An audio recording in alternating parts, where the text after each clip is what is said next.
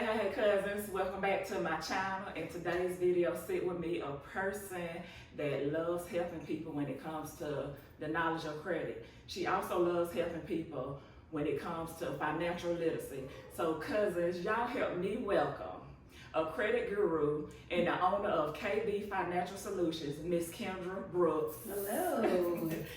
Hey, Miss Kendra, how are you today? Happy to be here. I'm well. I just want to say thank you for taking the time out your day to come and talk to me and my cousins about credit. This is the topic today, cousins. It's about credit.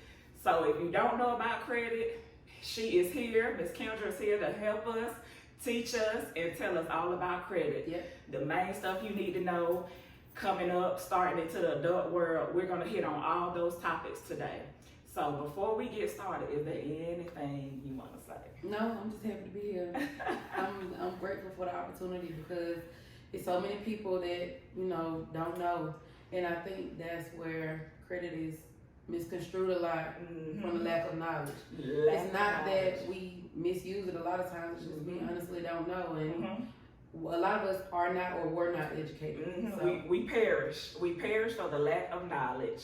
And so today we got the credit guru that's going to tell us about this knowledge. So if you don't know, tune in. So let's get started. So my first question is, did you know about credit coming up like between the age of 16 and 17? Because that when, well, we should know before then, but I feel like at 16, 17, because we're about to start into the adult world, I feel like we should have some type of knowledge on credit. Did you know anything about credit? I did not. I didn't know anything. I didn't focus on it. I wasn't raised to talk about it. It wasn't even a discussion in my household. My mom was a single parent, and she worked her whole life to take care of me and my sister. And how I even got involved with credit was my mom, she was always sickly. She was just always sickly. And growing up, I had to help. I had to get a job early. I got my very first job at 14. And I just tried to help her wherever she lacked because she made sure we always had what we wanted and needed. We always had the best name brand clothes, name brand shoes and stuff like that. So I did whatever I could do to help her. And along the way, the struggles was what taught me about credit because I kind of messed my credit up trying to keep my mama from failing. And so because she always worked and she paid for stuff. Like she would pay cash for everything. The only thing I probably know for a fact that my mama did not pay cash for was her cars. And she mainly got them brand new off the lot. But she didn't discuss it. She didn't talk to us about it. But at the same time, she also didn't let us see her struggle. So if something was going on, we didn't know it anyway. That's back in the day, parents. Yes, we didn't know. Because I know I was never taught credit. My mom didn't hit on it. No one in my family hit on it. I messed my credit up by the age of 25. I was at a 538. And so I was like, I don't need credit. I always said, I ain't gonna need it, but I never knew the importance of it. And I wish growing up, like the last year in high school, it should have been on some kind of financial literacy instead of, well, health should have been important too, but instead of stuff like science or, stuff like that, math should have been a major part, but also first semester should have been like a math, algebra, and then the second semester should have been like credit knowledge, like financial literacy. I feel like a lot of us coming up in the 80s and the 90s would have better knowledge of it if it would have been a class like that. Definitely. But then we probably didn't care. I didn't care about my credit. But that's my overall goal. Like, that's what I want to do. Of course, I love doing credit repair, but I really, at some point in my career, I don't want to do it. I want to go into schools and I want to educate. Yes, that's what I want to do. I don't want to fix credit forever. I mean, I love it. Don't get me wrong, but my end goal, I want to help these kids. I want to help. I want to help people learn how to capitalize off of other people's money. Because a lot of people don't know that you can really survive. And I mean, You really can. You can live off of other people's money. Some people, there's a real thing called good debt. You can actually have good debt. Mm-hmm. Like, I can go to the bank and I can take out a loan to start a business. That's good debt. That's an investment. Mm-hmm. But people don't see it that way. You have good debt and you have bad debt. Mm-hmm. The good debt is going to always bring you money and open doors and other opportunities. Mm-hmm. The bad debt is what's going to bring you down. So do good debt raise your credit? Absolutely. Okay. Absolutely, because it will open up your credit utilization, your debt to income ratio, those type of things. It will make, like, it will just open doors for opportunities. Okay. All right. Moving on to the next question, which is credit. How important is credit to the world today? And did you care about your credit like we care about it today? Like, which we hit on there, but. So, how important is it to the world? So, I think it's important, but I don't think that. So you have places like France and stuff. They don't even have credit scores. Like we are like literally the only ones who going off credit. Wow. And a lot of people don't. I didn't know that. Yes. Mm-hmm. There are some places that don't even have credit scores. They don't live off of credit. Like, you can just go with the flow. Yeah. But we here in America, we have to. So it's, I guess you could say, I wouldn't say the world, but for us it's important because the government, they capitalize off of it, and then the taxpayers kind of suffer from it, unfortunately. And then it all depends on your tax bracket and what class you're in. So, you know, when you hit a different tax bracket, things change for you anyway. Coming to like filing taxes or it makes trying to get stuff. Yep, it makes a difference in everything. Credit is literally life changing.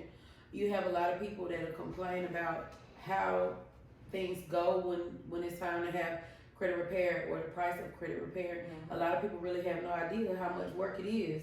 It's not just sending in cookie cutter letters. That's what I call them. Because people will get these templates and stuff offline, and they'll think that, oh, I could just send this and I can get this removed off of my credit. You have to know your consumer laws. You have to know statute of limitations. Like, it's so much work and studying behind the scenes. What you do. Instead of just looking at your credit and saying, oh, let me call and see if I can get this off. I see a lot of people online all the time disputing stuff online. A lot of people have no idea that you can waive your rights to even dispute for your credit if you dispute online. You are never supposed to dispute online. I have literally, I'm not going to say argue with people, but like, people will tag me and stuff on Facebook, and they'll be like, well, I got this removed off Credit Karma. Then you have people that, you know, they'll post and say, who do credit repair? You have the ones that say you can do it yourself. And I'm like, yeah, you know, I don't discourage anybody from doing it themselves, because I had to learn. But I also invested over $20,000 into my knowledge and into my business to do these things. You can absolutely do it yourself, but it's definitely going to take time. It's not a 24-hour process. I tell people all the time, you said you messed up your credit by 25? So if it took you 25 years to mess up your credit, why would you think I could fix it in 24 hours? And that's what I tell all my clients. It's not going to happen overnight. Nothing happens overnight. Especially not credit. You know, I was talking to this one person, and he asked me about his credit, and I was like, it's not going, you can fix it, but it's not going to happen in 2-3 months for you to buy a house. It's going to take. It can. Oh. It can. You said your credit score was a what, 5? It was a 538, but that was me being silly with credit cards. Like, I'm 18. They give me $500. I spend it in 5 seconds, but then when the bill comes, I'm like, who gonna pay this? Right. Because I was already struggling. So I'm like, who paying this? I got a car right before I deployed, my first deployment, which I was just so rushed to get a car because I just wanted a car. I'm 18. My mama couldn't help me. I needed a co-signer because I'm 18, no credit. And so my grandmother helped me. So I was like, when I got back from overseas, I was like, I don't want to pay for this car no more. But I was paying for it, but it was in a repossession era. But luckily I moved, so they went looking for the car, but I had moved. But by the time they came looking for it, I was already making a payment. So, but I knew it had hit my credit. Yeah. And so I built my credit back by just going on. It wasn't a lot of stuff, but I knew my credit was 538. And so I built it by just getting the credit report and just trying to settle and make payments on stuff. But that was 2009. That's still not bad though. It's not bad. So for me, my own personal story, my credit was, and I don't know if you have seen like my story on Facebook, because I talk about my specific story all the time. I have ads running on Facebook and stuff like this. But for me, my story was, my credit score was a 467, and I raised it to a 764 in 90 days. Oh wow! So you can absolutely buy that house as long as you got the work history and stuff behind it. Because you know, you go to different lenders and stuff like that, and they'll say, well, the credit is there, but how long have you been on your job? So it's different factors, but you can. The thing is, everybody's situation is not the same. So even though I was able to do it in 90 days, I can't guarantee you the same thing. I know I can do it, but I can't guarantee you 90 days. Okay. Y'all hear that, cousins? Okay. What made you get into the field of credit? And did it take a lot to get into this field?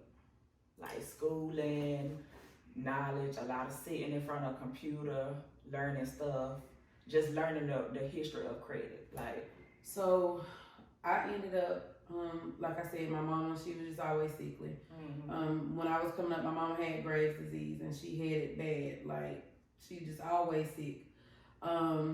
So over time, you know, I got my first job at 14 and I was working. And even though I was working, I was working at Piggly Wiggly. There's nothing. I think I was making $5, because it was like $5 an hour then. And then, you know, they ended up raising the pay to like $7.25 eventually, but still, that wasn't nothing.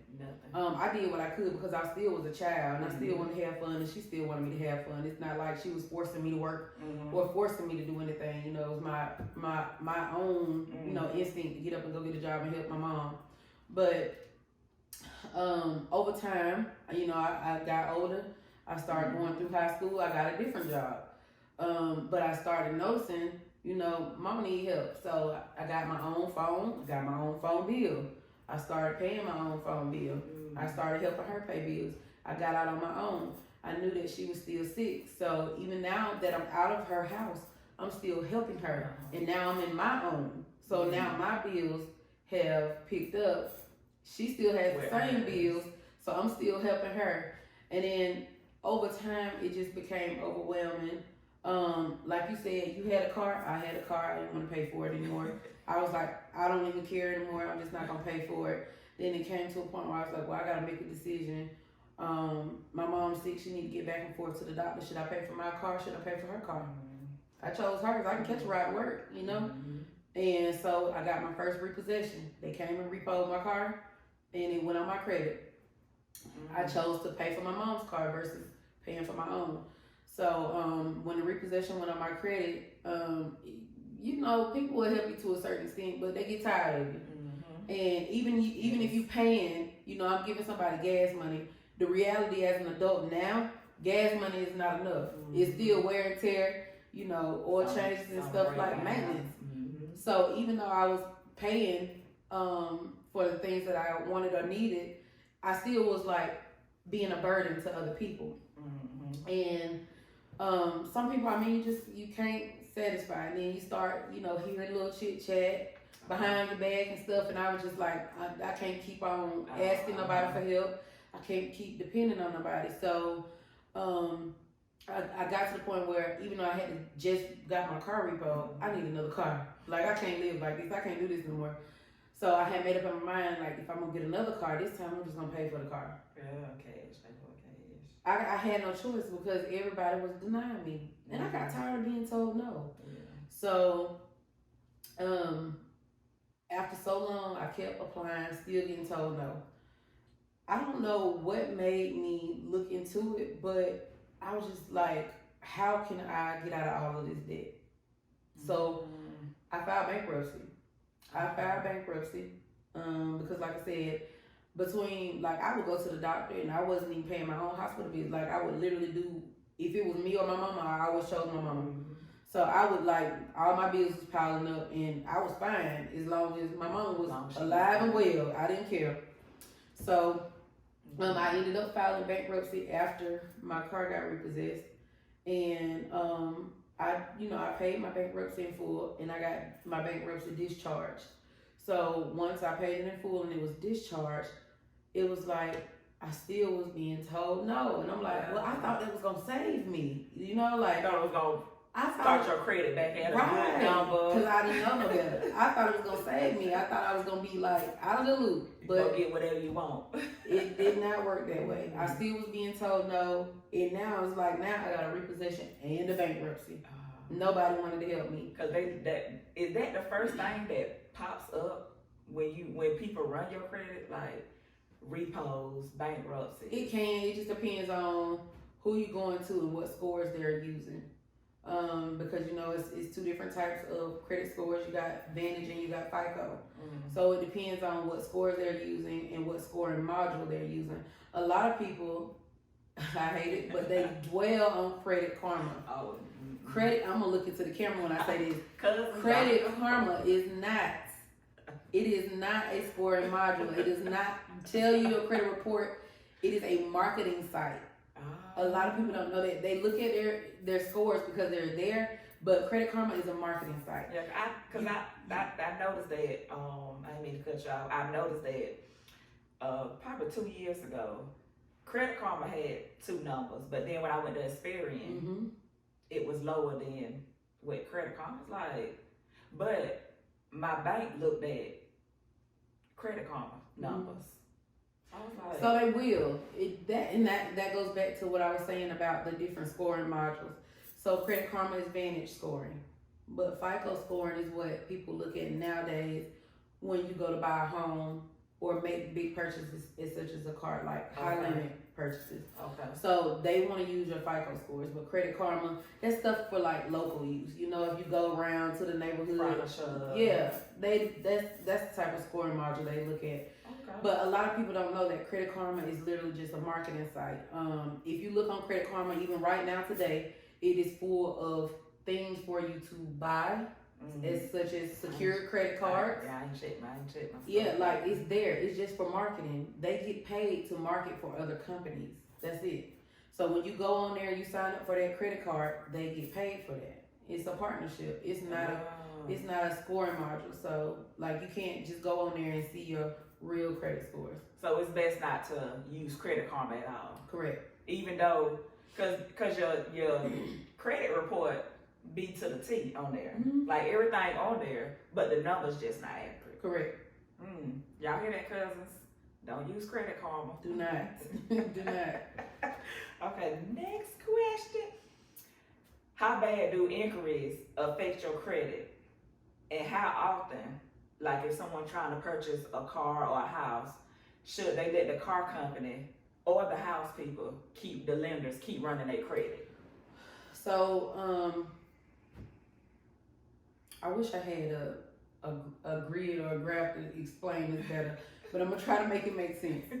So in the scoring world, everything has a percentage to it or points, right? Okay. So when you look at a credit graph or a map, inquiries, the inquiry section is worth 55 points. You having 102 inquiries versus me having 55 inquiries will not change anything, because in that section you cannot get no more than 55 points. You see what I mean? However, the more inquiries you have, the lenders look at you like you are not responsible, unstable, and like careless. They look at you all the hits. Yeah, because they look at you like, why is she just out here applying for all these cars? Why is she just out here running her credit? Like, that's how they gonna look at it.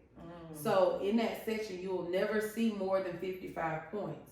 You can take off all 102 of those inquiries, you're still gonna only have 55 points. It's not gonna give you any more than 55 points. So it's like, it's bad, but a late payment will hurt you worse than an inquiry. That's another question. So how bad do the inquiries bring? Like, do it affect your credit bad, or do it just take a point off? Do it just hit? Sometimes they take different points off. Cause like you can go and get an auto, like go and apply for an auto loan, and one inquiry could be like 7 points, but the next inquiry might be 20. How do they determine that though? It's just A scale. It's just a scale. They just go off like points. But like I said, you can only range for 55 points in that section. So it's like a yes and a no. As far as it being bad, it kind of just depends on how many inquiries you already have. But if you don't have any inquiries, and you just go out and get a whole bunch of them, it definitely can hurt you. So do they? This might be a crazy question. Do it start over? Do it like? Nope. Do it. So how long do an inquiry stay on your credit? 2 years. So can you get it off within them 2 years? Not within them. It's a statute of limitations. And that's why I said it's very important when you do credit repair for you to know these things, because you can't go out and apply for you can't just go out and apply for a car and instantly go in, well, if you got it approved. Let me be clear on that. Let me clarify that. So if you go and you get denied for something, you can instantly go and dispute that inquiry, right? Okay. And you can have it removed. But you cannot dispute any inquiries that are tied to open accounts. So if you have a credit card, let's just say you go out and apply for a Discover card and you get approved, you now have an open line of credit. So if you turn around tomorrow after you've gotten approved and you say, I did not dispute on this, I did not apply for this, it's like you're saying it's identity theft, and that does not belong to me. So they're going to shut that account down, that brand new account, and it'll hurt you more than anything. So never dispute on open accounts. Never dispute on inquiries that have been approved and that you actually got. Never do that. Should you close an account? Like, okay, just saying, for instance, you got a children's place card, but your children are grown or teenagers. They outgrown that card. Should you keep it open? Definitely. So what I tell my clients, if you have something, here's the thing. You're looking at the child being grown, right? So the child being grown means the child has grown up in age, right? So has your card. So now you have all of this age and all of this history behind that card. So would you really want to close it when it's reporting all these good payments? Okay. Oh. That's what you want to look at. So even if the child is grown, buy a T-shirt every now and then. You don't have to still keep it open. Give somebody a baby gift, but don't close it because it'll hurt you more than anything. Oh, I didn't know that. Yep, it'll hurt you more than anything. I never recommend closing credit cards or any type of long-term account because your credit age or history is 35% of your credit score. So you definitely don't want to do that. So even if you get on hard times and that credit card is open, but you can't make it.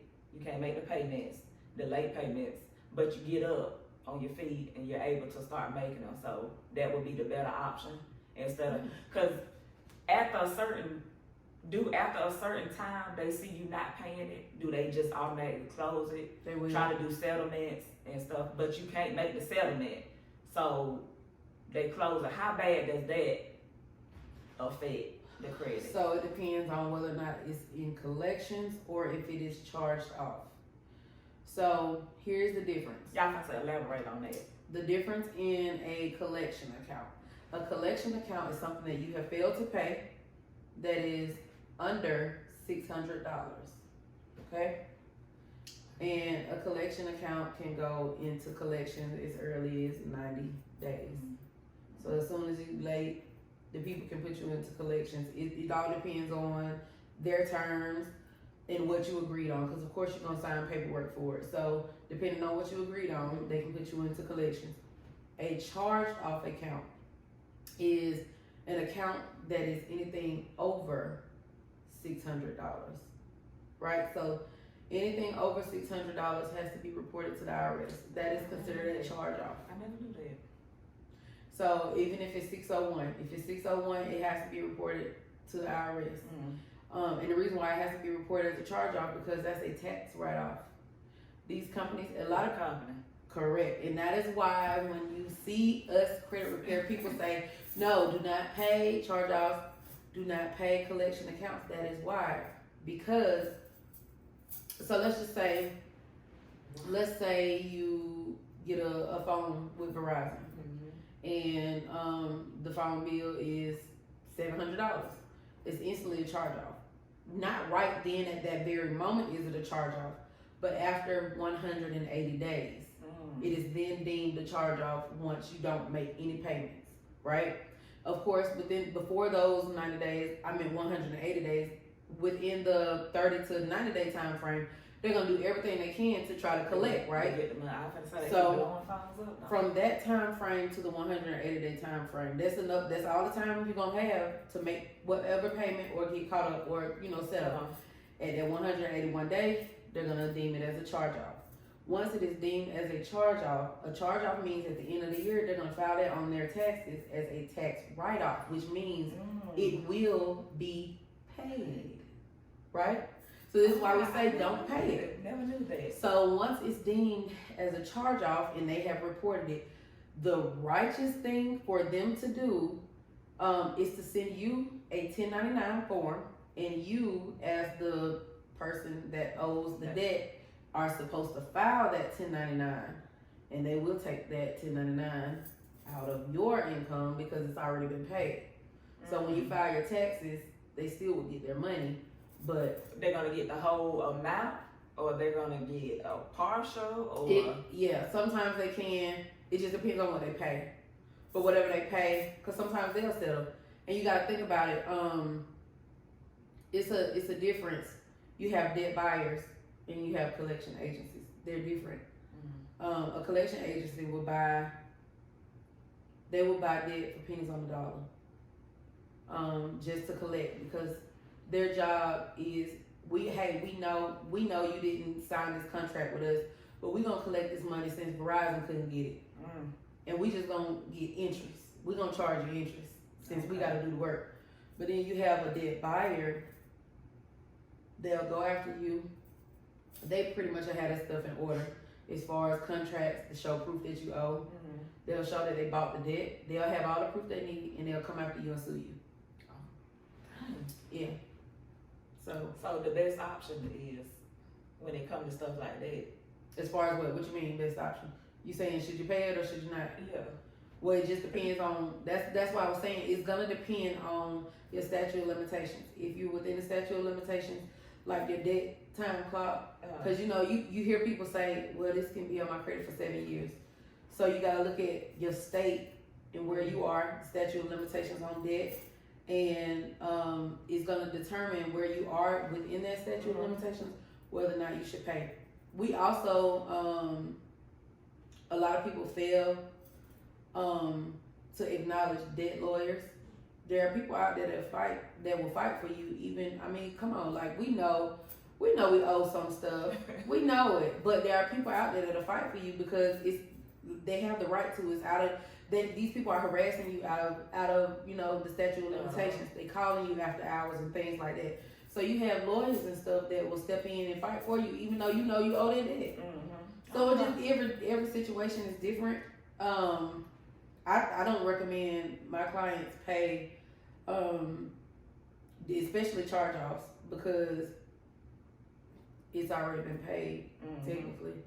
I try to avoid it, but my last option, my last resort is always gonna be to settle or do a pay to delete. Okay. Even if it's like within that 90-day window, and you look at their credit and you see it say, if they within the statute of limitation, I'm definitely gonna tell them go ahead and pay it. You know you did it. Just go ahead and pay it. See if you can make a payment arrangement, set up some type of settlement.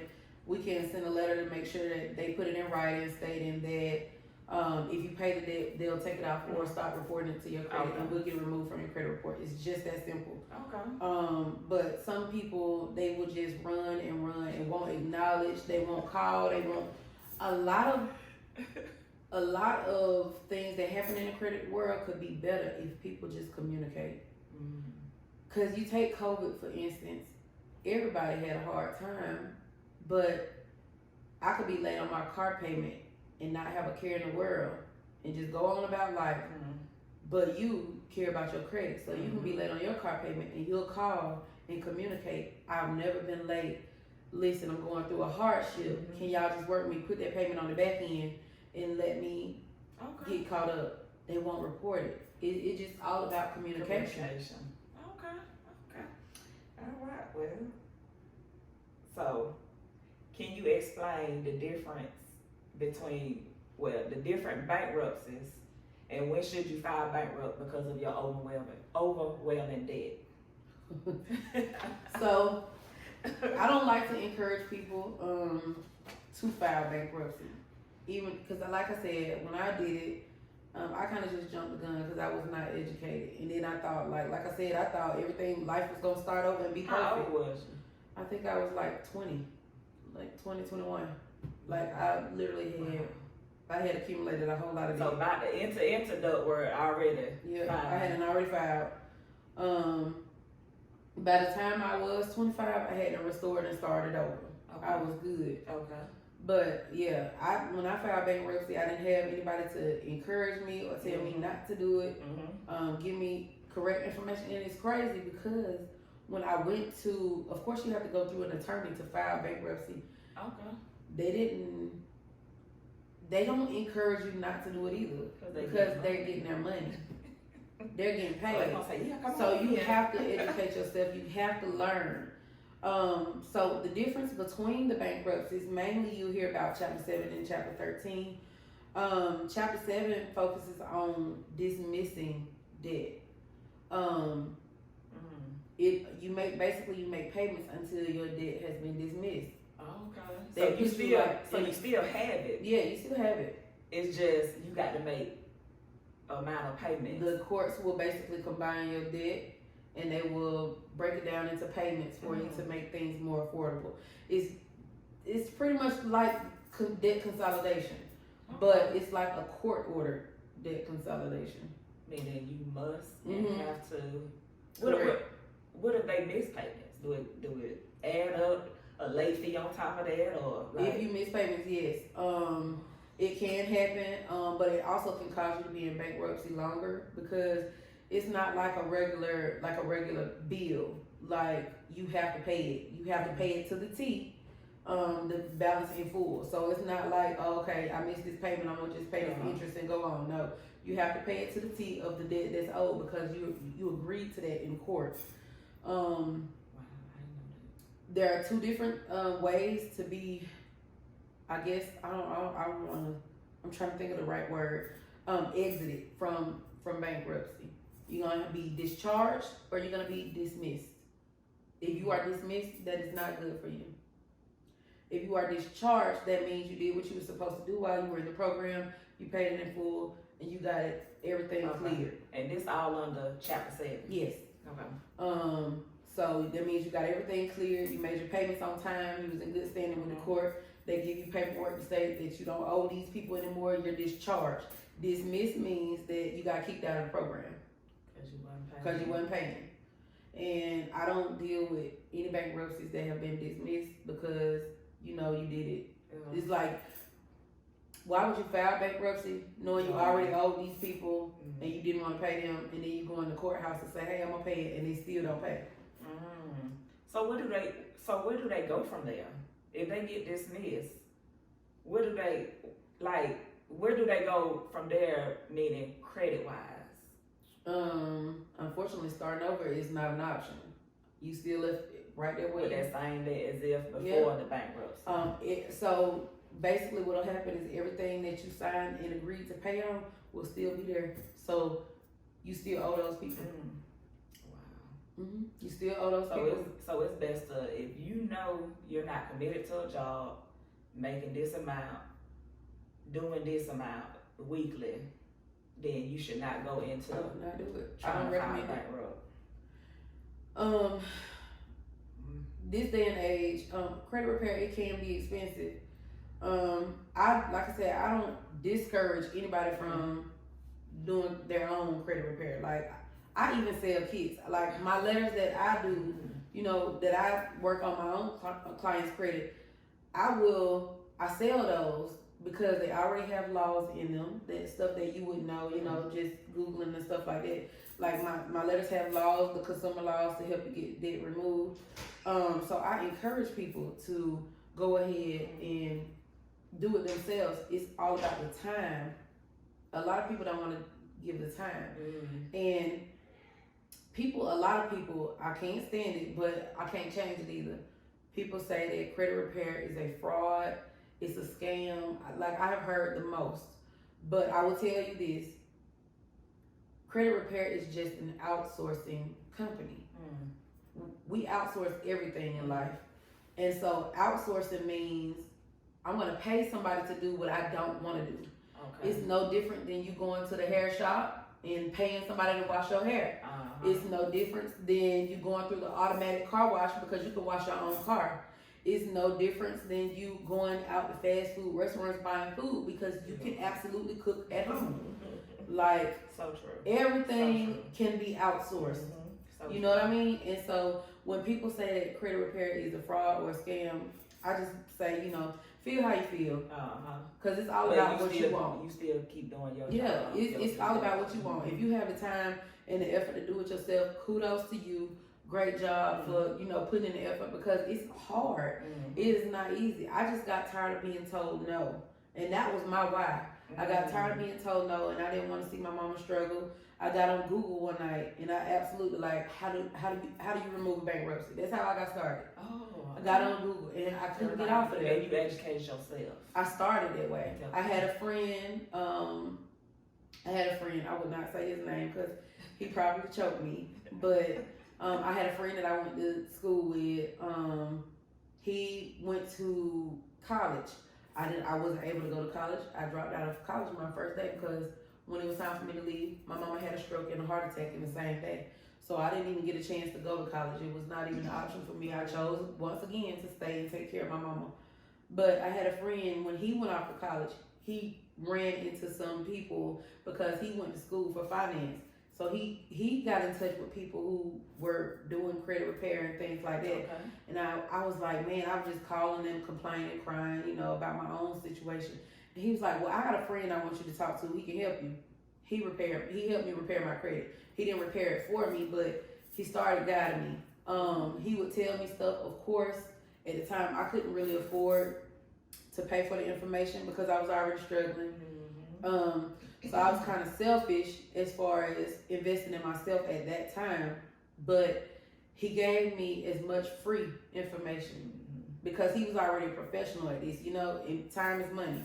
Yeah. So he gave me as much free information as he could to help me along the way. And over time, he was like, Kendra, you should really do this. You got your bankruptcy removed. You can do this. He was like, if I can do it, you can do it. And you've already done it. And so I tested it on myself. I tested it on my boyfriend. I got his credit. So I was like, yes, I can do this. I went from us to family and friends. And then it went from keeping it quiet to everybody encouraging me to start a business. And at first, I was doing everything the wrong way. I was taking money through Cash App and taking payments under the table. And I talked to my mama and she was like, you got a gift. You love helping people. Do it the right way. She said, go and get your LLC and do it the right way. So that's what I did. Okay. I started my own business. But I did. I started from the bottom. I filed bankruptcy and my car was repoed. You know, I spent a lot of nights just Googling and buying books. The guy that had helped me, after I had just done Googled myself to death, he invited me to a webinar. And that was my very first webinar. I think I paid $2,500 to attend that webinar. And from there it was up. Gems dropping in there. From there it was up. I learned so much stuff and I was just like, wow. I was at work and I was on my phone, like Googling, still like in the books, watching the recordings of the webinar, just trying to constantly learn. Like people was coming to me, can you help me? Can you help me with this? Can you help me? I had never did it, but I was like, yeah, I can do it, because practice made perfect. Yeah. I charge you $25 to do this. If you just let me, just go tell somebody else I can do it. And I grew. I kept educating myself, and I kept investing in classes and like webinars and program mentorships. I have right now, and I will tell you, some of the best mentors, millionaires. I talk to them every day, all day. You need some mentors, some coaches. I have 5. I have 5 mentors, and I love them to death. We talk every day, all day. They are very motivational, very spiritual, and they help me along the way. They help guide me. My business, it wasn't easy. Like when I first started my business, in the midst of everything, my mama died. So I was really ready to give up, you know? And they encouraged me, like, Kendra, keep going, keep pushing, don't give up. And it, like, you have to have, I don't care what it is that you do, you have to have a mentor. You have to have a mentor, a coach, and some positive affirmations. Definitely. Yes. Hey, got to have them positive affirmations and stuff to keep yourself motivated. In case someone else envious or try to throw you off your track. You have to. So what's chapter 11? So that's basically where you just consolidate all of the debt, make one payment, and wipe it out. Okay. Oh, one. Yeah. Will it be a large payment, or is it just according to? It's one large payment at a time. I don't know. I don't really know, quote unquote, what it is now. At the time when I filed, it was like $2,100. You just bring us $2,100 and we wipe it out. Oh, so it's just one set, no matter how much their houses cost. Yeah. So do you keep that stuff? Yeah. So if you go buy a house, file bankrupt, pay $2,100. That's just an example. You keep a house, a $200,000 house. Don't do it, cousins. Don't do it. Don't do it. But it can happen that way. Okay. I didn't know that. Okay. People have been doing it for a long time. I can't really say what I want to say. But people have been doing it for a long time. I know something about. We are just late. In the black community, we late, and I'm gonna leave it at that. Next question, moving on. Okay, what is the best way to build your credit back after repos, bankrupts, or other issues that impacted your credit? It's several ways. You have different types of credit builders, and the more and more technology grows, we have different options every day. A secured card is gonna be the oldest and easiest way. It's gonna always be the first highly recommended. But here's the thing. When you go and apply for a secured credit card, you want to make sure that the lines of credit utilization are always open. And what I mean by that, you don't want, that was my mistake, and I'm still stuck with this card right now to this day. My very first credit card after my bankruptcy was with First Progress, and I paid $300 to open that account, right? So basically, what a secured credit card is, you put the deposit down, and whatever you put down, that is your credit limit. So I put down $300, my credit limit was $300, right? Okay. Nothing increases about that. Nothing changes. So right now, today, that was my very first credit card. Here I am, 33 years old. I got that card when I was like 20. So you can add money to it, and then it'll keep. Yeah. Then, like, if you put $1,000 on, that'll be the credit limit. So basically, you spending your own money. Basically, they not adding to it. Correct. As long as you make the payments, they not gonna add to it. Right, and that's why I don't encourage those type of cards. You want to ask questions when you apply for a credit card. Don't just go and fill out an application, talk to a live person, and ask these type of questions. Is this an open-ended secured credit card? Because after I make so many payments on time, are you guys going to increase the limit? You want those type of open-end secured cards, because the one I have, I'm stuck with it for life. But guess what? If I close it, it's gonna hurt me. Because look how long I've had it. I got that card when I was like 20, and I'm 33. Yeah. So it has good history, and I don't even use it. I go and literally, probably once a month, I go to Winn-Dixie or grocery store, Publix, somewhere, put a pack of gum on there, let the gum sit on there till the date come by. Yeah. pay it off. So what about an unsecured loan? Unsecured. So with unsecured, you want to have an unsecured with anything regardless, because it is, you want to have a good credit profile, like a strong credit profile. You got to have a credit mix. You want to have revolving credit, you want to have unsecured, you want to have secured, you want to have like installments. So installments as far as like a car or a house, those type of long-term payments. You need some payments where it's 24, like vehicle 24, I think they go to like 82 months sometimes. Okay. Those type of payments. You want to have, of course, at least like 2 credit cards. So those also car payments, those are secure. Those are considered unsecured. It's an installment loan, so those are long term. Oh, I didn't know that. Yep. I didn't know there was unsecured loans. Okay. But yeah, you just want to have a strong profile, and the more you mix, it helps you. It helps you build your profile. But the thing is, you just got to be able to maintain. Remember, I was telling you it's such thing as good debt and bad debt. That is considered good debt because it's an investment. Over time, you're gonna have credit age because those accounts are open for a long time. Okay. You have people that want to pay things off early. Sometimes it's not good. That's me. It can't. It's not good sometimes. We want to do it all the time, but it's not always the best thing to do. Like pay stuff off early. So what? Get it 3 months later, 6 months later, or just let it just let it flow. Now, of course, there are ways around interest, because a lot of people don't know. Like it's hacks and it's tricks to pay stuff off or to pay interest off. Like for instance, you take your car note. If your car note is $500, instead of you making that one $500 payment, you can pay $250 every 2 weeks, and it'll look like to them you made two car payments. So technically, they're gonna report that it's good. It's you having good, good credit history. They're gonna report it. Never knew that. Yep. But in their eyes, you made 2 payments. You really just made your one payment. You just split it. So it's certain little tricks and stuff that you can do, and that will also help you pay down the interest, because you think about it, interest is accrued daily. So if you make 2 payments instead of letting all that interest just build up to $500, how much are you really paying on your principal? Like what's really going towards your principal? That's true. So it's certain things you can do. So on credit cards, they have the minimum payment like $29. What should you pay that $29 or just pay the most that you can pay?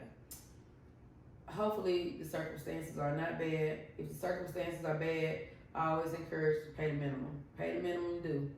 But anytime you have a credit card, if you look at your credit card statement, you're gonna see 2 dates. One is a statement date, one is a due date. When you pay the due date is of course the date that the bill needs to be paid by. Okay. The statement date is the date that company reports to the credit bureaus. So you want to have that outstanding balance paid down by the statement date. It is absolute, like people say all the time, well, I maxed my card out. Okay, it's okay if you max it out, but have it paid down by the statement date. Because once it's paid down by the statement date, they've already reported that you maxed the card out, right? But it looks good that you paid it down before that statement date. I'm not telling or encouraging anybody to go out and max out their card. This same question. Is there a certain time of the month to pay a credit card bill to increase your credit score?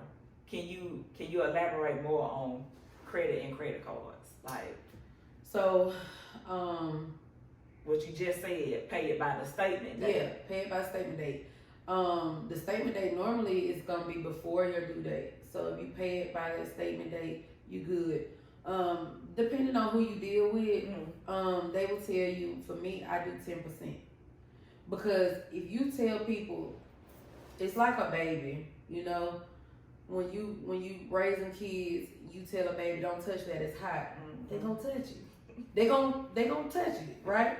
So if I tell you as a grown woman, don't go over that limit of 30%. Because in order to keep your credit utilization good, you're not supposed to go over 30% of that card. But if I tell you don't go over that 30%, what you gonna do? You're gonna go over the 30%. So my clients, I encourage them not to go over 10, because if they go over 10, they still under 30. Oh, that's good. Yeah, because people don't listen. So I just tell them, don't go over 10%, because they're gonna go over anyway, but they'll still be in the zone because they're under 30%, and that's what people want you to be. They want you to stay under 30% of your credit utilization, and it just all depends on what your credit limit is. A lot of people don't understand how to pay credit cards. So if your credit limit, for instance, is $300, like I said, you got a secured card. You're really not supposed to spend it. You're not supposed to spend more than $30 of that card. If you spend more than $30, that's when you pay it before the statement date. $30? Right. You might just leave that card alone. That's what I mean. Like and that's why I said do your research, because I'm stuck with this First Progress card right now and only got $350 on it, and I can't spend but $35 because I ain't none better. I can't stand it, but I can't get rid of it. So. Wow. I didn't know that. Thank you for the statement date and the due date. The statement date and the due date. And again, like, if you don't understand it, you can still Google it. Mm-hmm. Like, what is the statement date? What is the due date? Mm-hmm. When should I pay this? Like, this information is free. It's out there. Mm-hmm. Of course, a lot of people don't know unless it's spoken on. A lot of us don't know. We sure don't. A lot of black people don't know. I'll just be honest and say it. Sure don't. We don't care to read. We will sit on TikTok and Facebook, and we'll look at anything else. We will put our time into anything, but we don't like to read. Mm-hmm. We don't.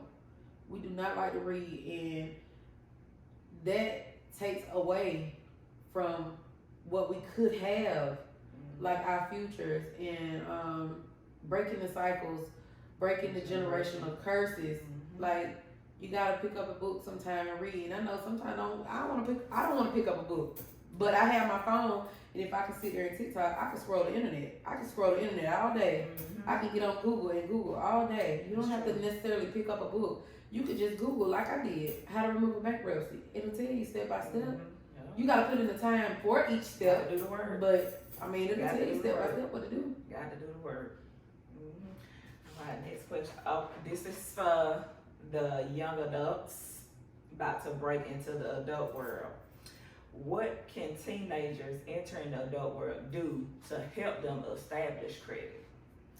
To help them, okay, so now in our day and age, the first thing I would say is self or kickoff. Those are what we call credit builders.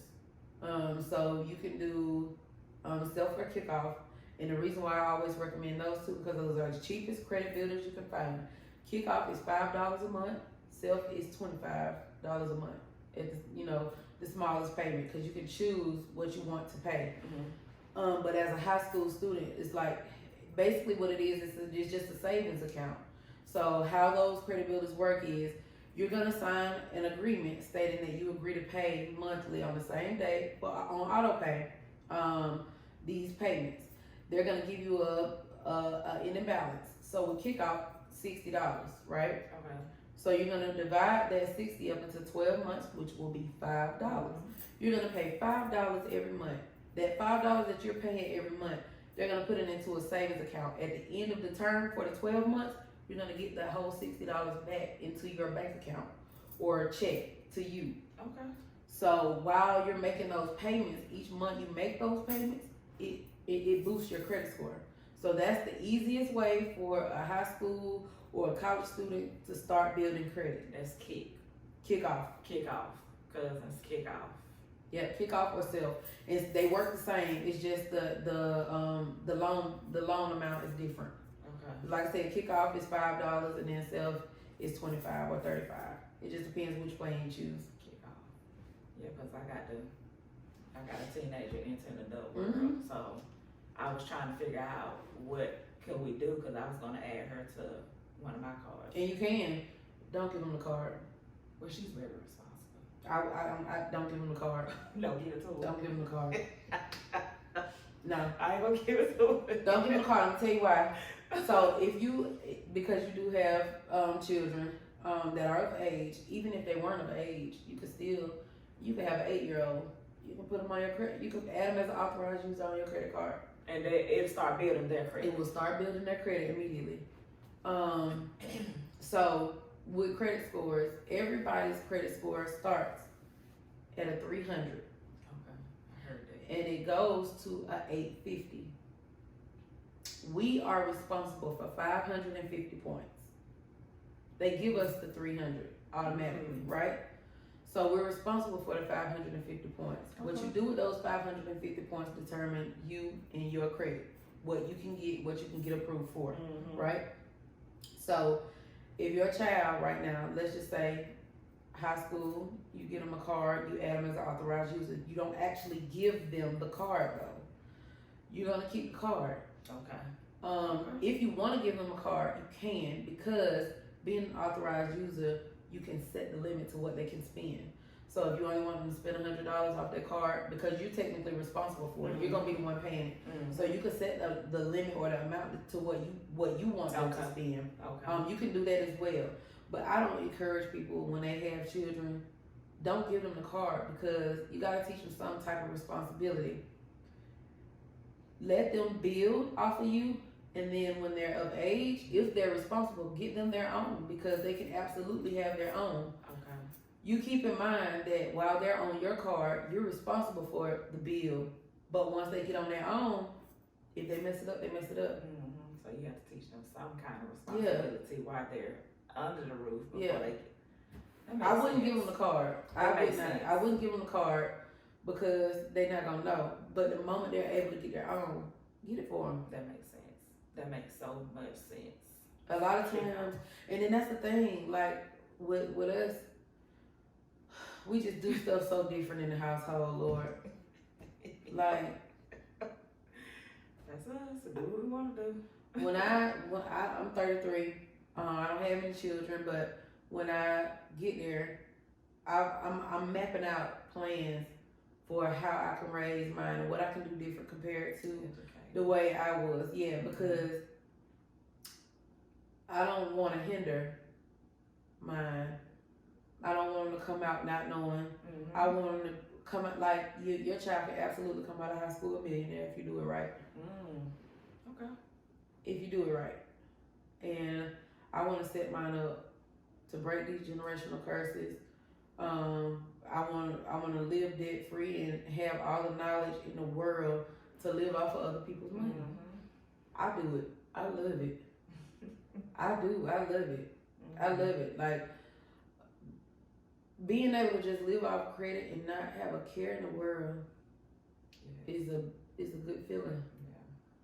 Yeah. It's a good feeling. That's why I say it's a good thing. As good debt and bad debt. Yeah. As long as you're responsible, I think you'll be okay. But if you teach them early, that's so true. Teach them responsibility. We spoil our kids a lot. Yeah. Because we didn't get it. We didn't get it out the mud. So we say our kids you shouldn't get it out the mud. But I think at some time that's hindering them, because they're gonna not know responsibilities when they step out in that real world. Right. And then I know a lot of people, they have made their children, like even with me, my mama didn't make me, she didn't force me to go out and get a job or nothing like that. But teach them to save. They get their first job and they don't save. They just feel like they gotta blow their money. They gotta always, like, teach them to save. You know, teach them about different accounts, Roth IRA, and these large, like, I don't know, savings accounts. Like trust funds and, you know, revocable trust, those type of things, because you want them to know. You don't want to work your whole life. Let me tell you something. Speaking of that, I had before I got into credit, I was doing home health. Like, I was going into people's house because I was a certified nursing assistant / medical assistant phlebotomist. So I was going into people's homes and I was basically taking care of the elderly. One of my oldest patients, I love her to death. Even to this day, she's still alive and she's still going. She's 95 years old. Oh. But she has nobody. She has nobody. Mm. So she was a victim of the Holocaust. She's seen slavery and everything else. She worked hard. She paid her house off. Her son died in a car accident when he was like 25, coming from work. Her husband was killed in the war. So she's literally been by herself her entire life because her husband only had one child. She didn't remarry or move on after her husband. She literally just been by herself all this time. Well, thank God he knew a little something. He set her up right so she would be financially able to take care of herself and provide, not have to work for the rest of her life. And she didn't. But here's the thing. Now, because her family was so small and she didn't have anything or anybody, when she leaves here, it's going back to the state. Oh, wow. I said all that to say, don't be in a rush to go out and buy a home and stuff if you're not really ready, because I look at her life all the time and I compare it to mine. Right now I don't have any children, and she had a child, but she lost her child, right? She didn't have any family because her family was separated within the Holocaust, and for a while she knew she had one other sister, but Red Cross, they couldn't find her after so long. Oh, man. So I'm sure at this point her sister's probably deceased because she's 95. And she probably the last one standing. But I said all that to say she's worked her entire life, and everything she worked for going back to the state. It's absolutely nothing wrong with renting. People frown upon renting. They act like buying a home is just godly, but you work all that time and you put all of that effort and hard work and your money that you just done worked your whole life for. It could be gone in the blink. And it still could be gone. Going back to the state. Yeah, going back to the state. She literally, if she leaves here today, it's going back. Somebody gonna have to take over it because she don't have anybody to leave it to. So you want to make sure that when you even if it's just a friend of the family or something like that, you want to make sure that everything is set up. People, we don't have these discussions, but all the way down to our life plans as far as wills and stuff like that. Sit down and talk about it. Plan it out, because we fail to do it, and it's definitely necessary. It's definitely needed. It is. It'll save you a lot of time and stress. Because you don't know when God gonna call y'all. Yep. You don't know when he gonna come. And it's not too early. Like it's in here, it's not too early to do it now. I mean, you got kids. You know you can leave here. So many people take home for granted, but when you walk out that door, you don't ever know if you're gonna come back, if you're gonna make it back. So I mean, it's not like you can't set it up now. Like you're not too young. I mean, it's life. Reality happens. Things happen every day. Accidents happen. Things happen. So you're not too young to set up for the future and make sure your family is debt free. Yeah. Before we go, is there anything else you want to tell the cousins out here? All these gems you dropped today, this knowledge. Anything else you want to say? Well, no. The only thing I would say is really don't be afraid to educate yourself. You can always learn from anybody, no matter how old or how young. And if you have a moment to help somebody else, help them, because you always get your blessing for it. I've helped people for free with credit repair. When I first started, like I said, I was doing credit repair just to save people or just to get my name out there. I was doing it for $25. And now that I look back at where I started from doing credit repair for $25, and I'm like, I really changed these people's life. They got a house. Like, you know what I'm saying? Like, I got their bankruptcies removed and stuff like that. So, one, I would say, if it's something that you want to do, do it. Don't be afraid to invest in it. I would dedicate my last to my business. And I would bet on me every time that, you know what I'm saying, I could do it. It's all about what you want, and if you put forth the effort. But don't be afraid to invest, and don't be afraid to educate, to learn, because you can definitely go far. Yes. All right, cousins, here she is, the credit guru and owner of KB Financial Solutions. I'm going to link all her information down in the description box. Y'all be sure to check her out. And if you need any kind of credit repair help, her information will be in the link. Thank Catch y'all. y'all later. Bye.